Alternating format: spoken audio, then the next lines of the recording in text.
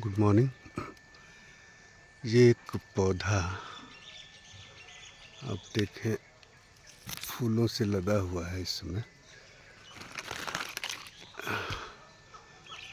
प्यारे लाल या pink colour के फ्लावर्स आपको दिख रहे हैं। इसमें खूब सारे फ्लावर्स। अभी मैं रास्ते से गुजर रहा था तो देखा इस पौधे को। ये आयुर्वेद में एक बहुत ही महत्वपूर्ण पौधा है, क्योंकि आयुर्वेद की अधिकांश दवाओं में किसी न किसी रूप में इसका प्रयोग आपको दिखेगा। ये पौधा, इसको बोलते हैं धातकी। धातकी या धाय। धाय के फूल इसमें लगे हुए हैं। इसका साइंटिफिक नाम आप देखेंगे तो वुडफोर्डिया फ्रूटिकोसा। वुडफोर्डिया फ्रूटिकोसा नाम है इसका साइंटिफिक। और एक मध्यम आकार का झाड़ी नुमा पौधा है जो आपको भारत के अधिकांश हिस्सों में दिख जाएगा। जैसे हिमालय की तलहटी से लेकर मैदानी पहाड़ी इलाकों में ज़्यादा होता है, ऊंचाई पे नहीं, नॉर्मल। जैसे मैं इस समय छत्तीसगढ़ में हूँ, बीजापुर, तो वहाँ के जंगलों में ये अक्सर मिल जाता है, सड़कों के किनारे मिल जाएगा। तो ये पौधा जो है इस्तेमाल इसका जो आयुर्वेद में है, आप देखे होंगे द्राक्षासो या अशोकारिष्ट या दशमूला रिष्ट।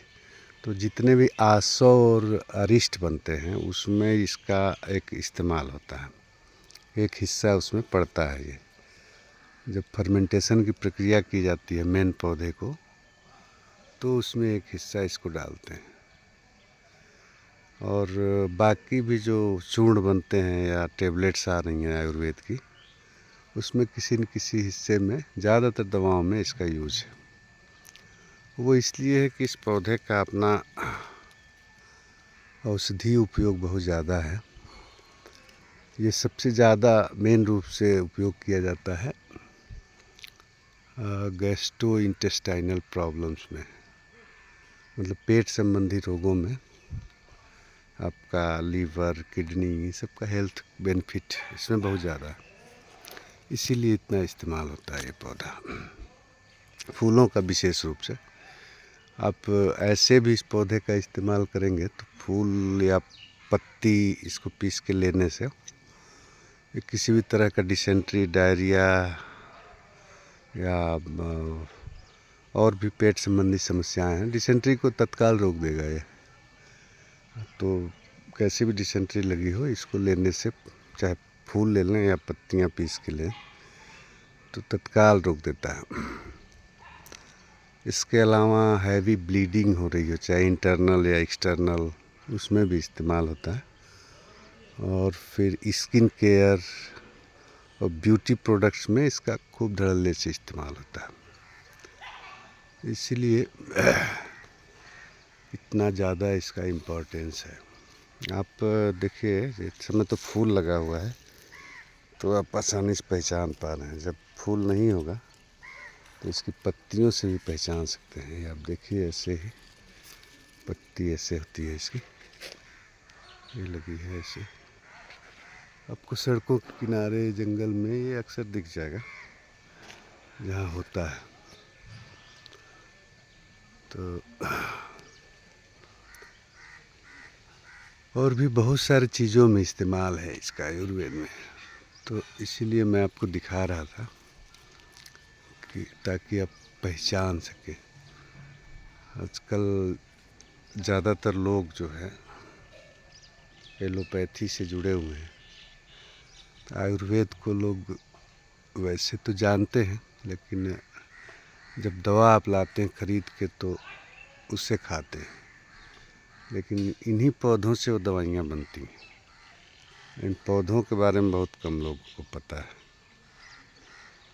इसीलिए मेरा एक छोटा सा प्रयास रहता है कि जहाँ पे अगर जाऊँ, मुझे कोई नया पौधा अलग सा दिखता है, औषधीय या ऑर्नामेंटल, तो उसका एक छोटा सा वीडियो बना के इसीलिए मैं डालता हूँ, ताकि जो नहीं जानते हैं वो जान सकें। तो केवल इसकी दवा ही नहीं, आप इसको केवल अकेले भी इसका प्रयोग कर सकते हैं। उन्हीं गुणों के कारण इसका इतना उपयोग होता है। तो आप पहचानने की कोशिश करें बस। इस पौधे को देखिए, इस समय फूल लगे हैं, ये फरवरी चल रहा है, फरवरी। तो फरवरी मध्य में इतने फूल आ रखे हैं, पूरा पौधा फूलों से लगा है और अच्छे समय तक, लंबे समय तक के फ्लावर्स रहते हैं। पौधा बड़ा नहीं होता, झाड़ी नुमा पौधा है, आपको अक्सर दिख जाएगा। देखिए एक यहाँ है, फिर एक यहाँ लगा है, इसमें भी पूरे फ्लावर्स आ रखे हैं। देखिए नज़दीक से कितने सारे फ्लावर्स हैं।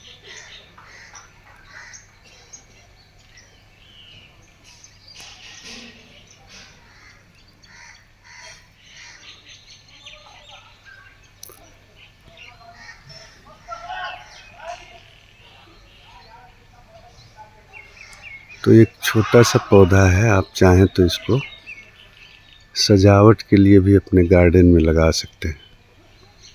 और मेडिसिनल यूज तो मैं बता ही दिया हूँ, बाकी आप अपने आसपास किसी आयुर्वेद के डॉक्टर से पूछेंगे तो